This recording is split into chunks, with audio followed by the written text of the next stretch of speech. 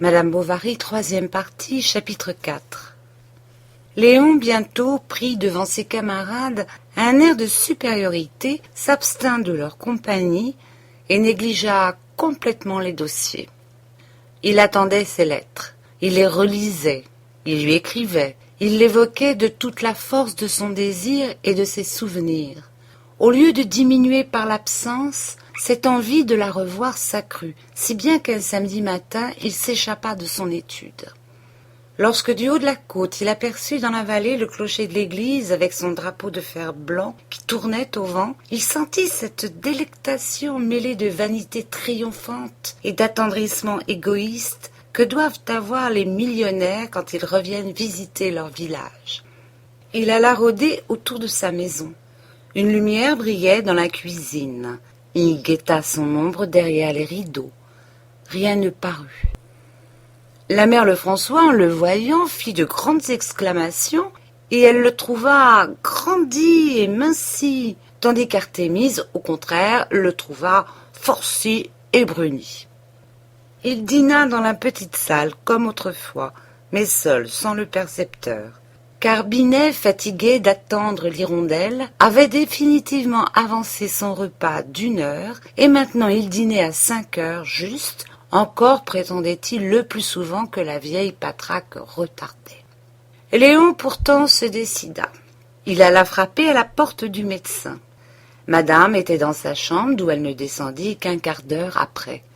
Monsieur parut enchanté de le revoir. Mais il ne bougea de la soirée ni de tout le jour suivant. Il la vit seule le soir très tard, derrière le jardin, dans la ruelle comme avec l'autre. Il faisait de l'orage et ils causaient sous un parapluie à la lueur des éclairs.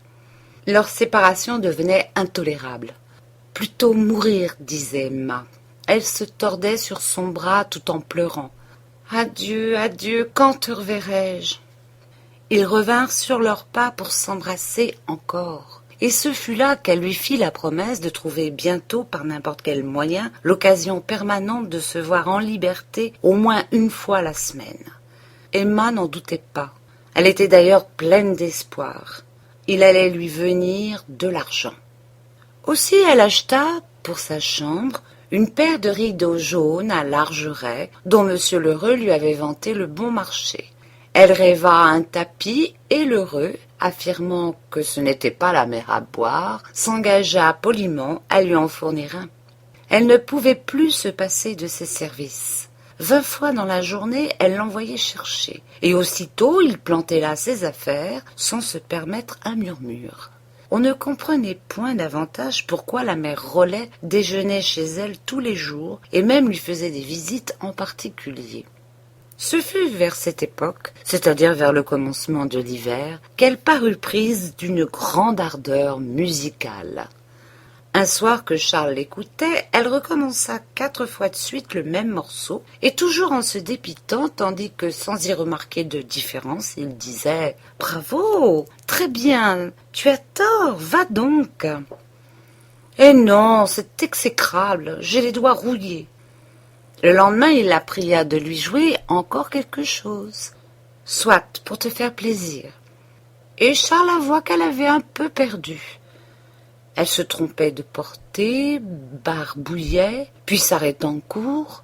« Ah, c'est fini, il faudrait que je prise des leçons, mais... » Elle se mordit les lèvres et ajouta « 20 francs par cachet, c'est trop cher. » « Oui, en effet, un peu, » dit Charles tout en ricanant niaisement. « Pourtant, il me semble que l'on pourrait peut-être, à moins...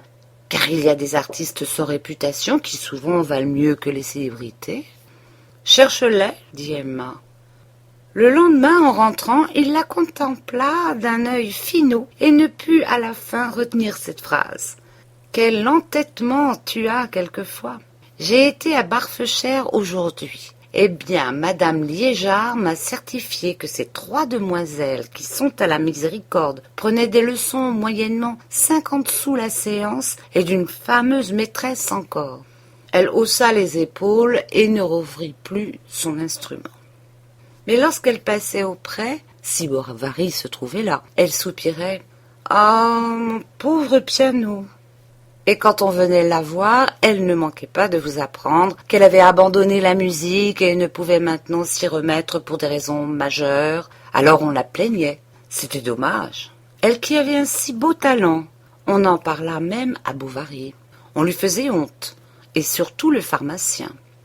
Vous avez tort. Il ne faut jamais laisser en friche les facultés de la nature. D'ailleurs, songez, mon bon ami, qu'en engageant madame à étudier, vous économisez pour plus tard sur l'éducation musicale de votre enfant.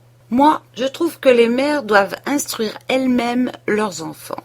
C'est une idée de Rousseau, peut-être un peu neuve encore, mais qui finira par triompher, j'en suis sûre, comme l'allaitement maternel et la vaccination. Charles revint donc encore une fois sur cette question du piano. Emma répondit avec aigreur qu'il valait mieux le vendre. Ce pauvre piano, qui lui avait causé tant de vaniteuse satisfaction, le voir s'en aller, c'était pour Bovary comme l'indéfinissable suicide d'une partie d'elle-même. « Si tu voulais, disait-il de temps à autre, une leçon, cela ne serait pas, après tout, extrêmement ruineux. Mais les leçons, répliquait-elle, ne sont profitables que suivies. » Et voilà comment elle s'y prit pour obtenir de son époux la permission d'aller à la ville une fois la semaine voir son amant. On trouva même au bout d'un mois qu'elle avait fait des progrès considérables.